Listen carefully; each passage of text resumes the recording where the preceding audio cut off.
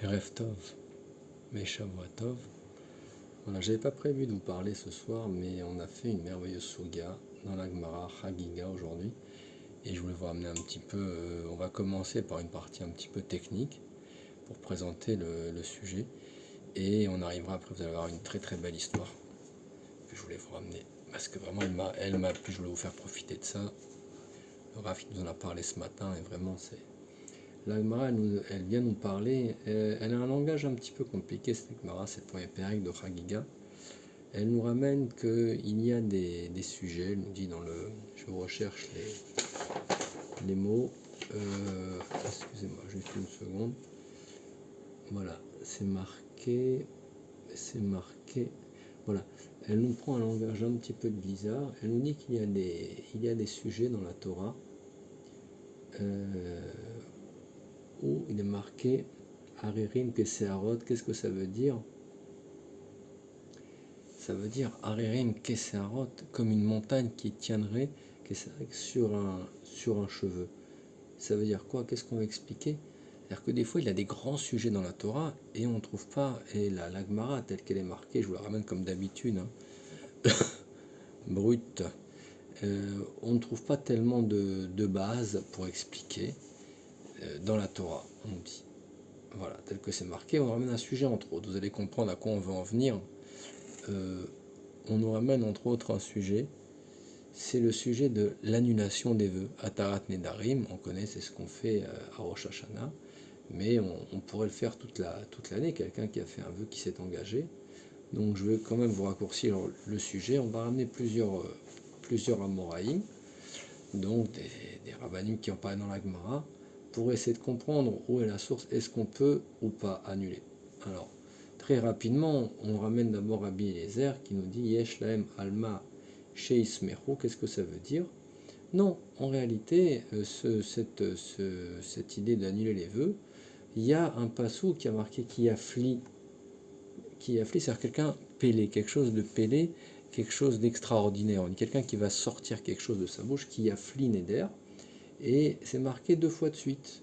Alors on dit, Rabbi Eliezer, on dit comme le mot yafli est marqué 2 fois de suite, de là on va déduire Atarat Nedarim. Voilà.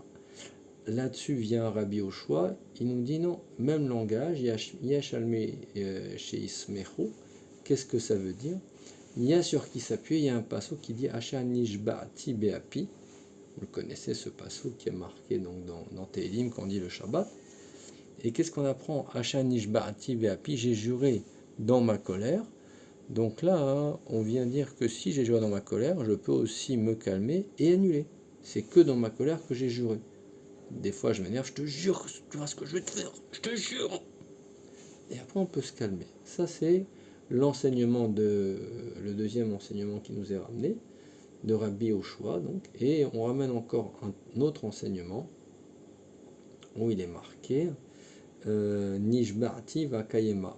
Donc, apparemment, en 2 temps, Nishba'ati va kayema.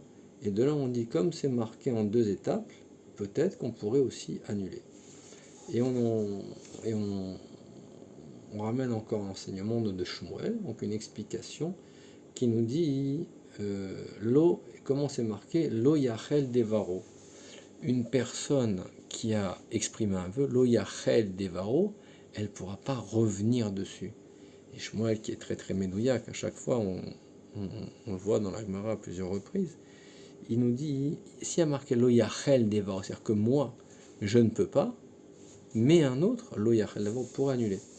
Voilà, là ça nous a permis un petit peu, si vous voulez, dans cette introduction, de voir comment la Gemara, elle vient détruire cet esprit très, très, j'aurais envie de dire, ça me vient un petit peu au bout de la langue, j'ai envie de dire scientifique, cet esprit de démontrer, les démonstratifs, ça sera plus adapté, les choses. On voit comment, à partir d'un passouk, on peut tirer des enseignements, et si on analyse bien chaque mot de la Gemara, comment on peut, encore une fois, dénigrer des choses. Lo yachel devaron, c'est cette personne. Nishba tiva kayama, ça veut dire je jure, et dans un deuxième temps, ça sera accompli. Mais il y a un fossé entre les deux. Ou alors, Asha nishba tive api, dans ma colère, j'ai juré, mais je peux m'apaiser. Voilà, on va avancer à ce qui nous intéresse aujourd'hui. Donc, à la fin, on en conclut, on a cassé chaque élément. L'enseignement de Rabbi Eliezer, qui nous dit du passo, qui est marqué 2 fois, on va le casser.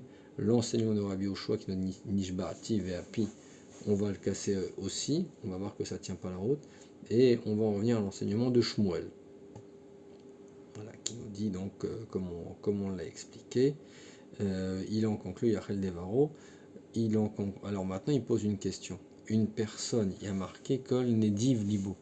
Voilà, c'est à ça que je voulais qu'on en vienne aujourd'hui. Une personne qui a dans sa tête fait un vœu, mais ne l'a pas exprimé. Est-ce que maintenant il est engagé ou pas? C'est quoi Nediv? Nediv, c'est une lachon de Nenava, de faire un cadeau, Libo, avec son cœur. Donc, est-ce que c'est juste le fait d'avoir décidé de faire un don qui suffit, ou alors non, il faut vraiment l'exprimer. Alors, là-bas on voit un passo, comme on a dit, Nishba'ati Vakaima. Qu'est-ce que ça veut dire? En réalité, ce lachon, il est ramené avec David Améler, c'est lui qui s'est exprimé de cette façon. Je jurai et j'accomplirai.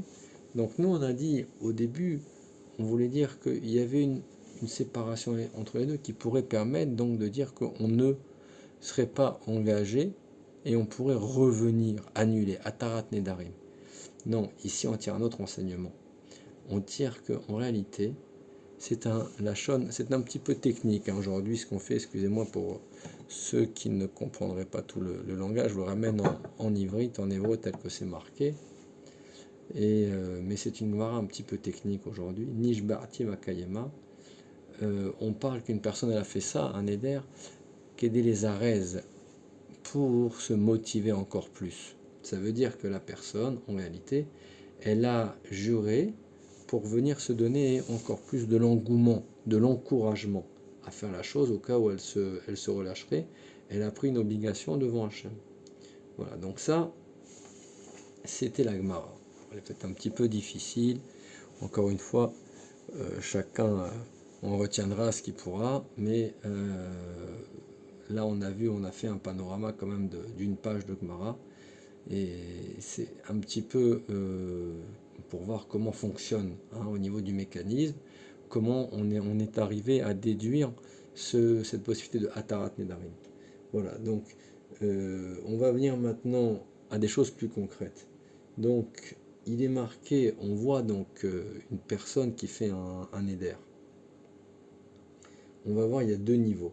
Cette histoire de Nediv Libo, dans mon cœur, je décide comment que ça marche.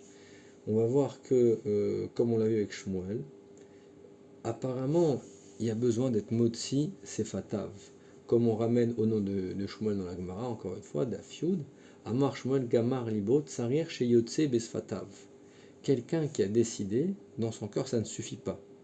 Tsarir Sheyotse Bisfatav. D'accord? Ça veut dire que apparemment, même si la personne elle a exprimé, donc elle s'est décidée dans son cœur, ben c'est pas suffisant. Il y a besoin, en plus de ça, que la personne elle vienne le sortir, vraiment qu'elle l'exprime avec sa bouche. D'accord? Nishmor, mishpete, titkecha. Qu'est-ce que ça veut dire? Donc en réalité, on va voir qu'il y a 2 niveaux. Si moi maintenant, je compte faire un don, alors il faut que je vienne l'exprimer. Keilou, on parle de matana, matana meruba ou matana moetet. Qu'est-ce que ça veut dire? Quelque chose aussi bizarre que ça puisse paraître, on aurait peut-être pensé l'inverse. Encore une fois, on n'est pas toujours avec l'esprit logique. Si moi je m'engage sur un don important, je décide d'offrir une grosse somme de tzedaka, et après je me rétracte, eh ben, matana meruba, on explique qu'en réalité, la personne à qui je m'étais adressé, elle est sceptique. Donc si même maintenant moi je ne vais pas accomplir, eh ben on ne me le reprochera pas. Parce que malgré tout, le don que je comptais faire n'était pas évident. Alors que dans ce qu'on appelle matana mouetet, un don plus relatif, je dis à quelqu'un, voilà, je vais te donner 20 shekels, promis. Là par contre, la personne, elle croit vraiment à ce que je veux dire, elle s'attend. Donc moi je me suis engagé, je ne peux plus revenir dessus. Ça c'est au niveau d'une matana. Et on dit que en réalité, quand quelqu'un il s'engage, ou il s'engageait à l'époque du Beth Amikdash, même si elle ne parlait pas, la personne, tout ce qui concerne le Ekdesh, et ben ça suffisait. Rien que d'y penser, ça suffit. Alors que pour une tzedaka, la motzi, c'est fatav. C'est ça les deux niveaux.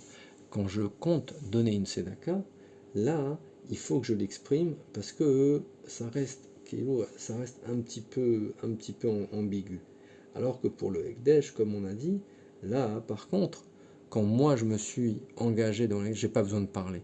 Le simple fait de m'engager, eh ben, la halakha, elle nous ramène le Choshen Mishpat, Siman Resh Yudbet, il nous dit une personne qui a décidé d'offrir une maison à Ekdesh.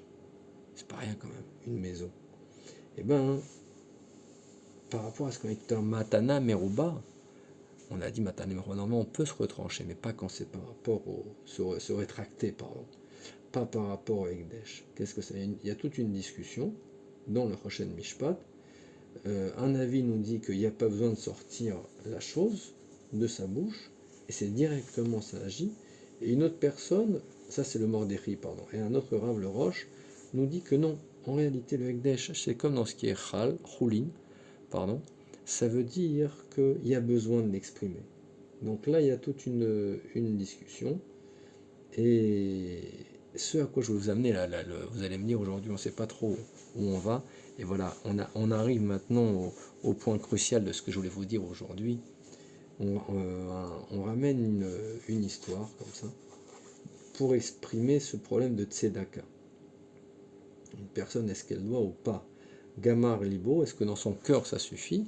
Alors est-ce qu'elle doit l'exprimer? On ramène une très belle histoire une fois, l'histoire du Jungerman. Jungerman, ça veut dire en yiddish le jeune homme. Et ça veut dire aussi celui qui étudie la Torah, l'avrer. On ramène, écoutez cette histoire, comment elle est belle. Une fois, il y avait une personne qui était à l'hôpital pour quelqu'un de proche qui devait se faire opérer. Et on lui a dit, voilà, l'opération est très urgente et il nous faut, c'était aux États-Unis, il faut que tu finances $30,000. 30 000 $. La personne, elle tombe en pleurs, elle n'a pas les sous, elle sort de chez le médecin, elle court, elle va et vient dans les couloirs de l'hôpital. Elle ne sait pas quoi faire. Un chassid, à ce moment-là, voit cette personne en train de pleurer. Et le chassid, très touché, tout de suite, même sans connaître la personne, qu'est-ce que tu as? Il lui explique le cas. Il lui a dit, écoute, tu vas me suivre, on va aller chez un grand chassid de la ville, très généreux, qui a un grand cœur, et on va lui demander s'il peut t'aider. Et donc, ce monsieur en question, il s'appelait son nom de famille, il sonne à l'interphone, et il dit Jungerman. Et à ce moment-là, le chassid lui monte, tout de suite, il ouvre la porte, il lui tend une enveloppe avec une très grosse somme d'argent. De certains disent que la somme c'était exactement 30 000 $, tant qu'à faire. Mais en tout cas, une très grosse somme, alors qu'il ne connaissait pas du tout ce bonhomme qui est monté. Le bonhomme, vraiment, voit la main d'Hachem, il paraît que cette somme, et grâce à ça, il a pu réaliser l'opération. Mais l'histoire ne s'arrête pas là. 1 heure plus tard, une autre personne sonne à l'interphone, et qu'est-ce qu'elle dit? Jungerman. Alors là, elle monte, et le chassid dit, mais tu es déjà venu il y a une demi-heure, qu'est-ce que tu veux? Oui, il y a 1 heure. Et voilà le fond de l'histoire. C'est qu'en réalité, la première qui est venue quand elle a dit Jungerman, c'était son nom de famille.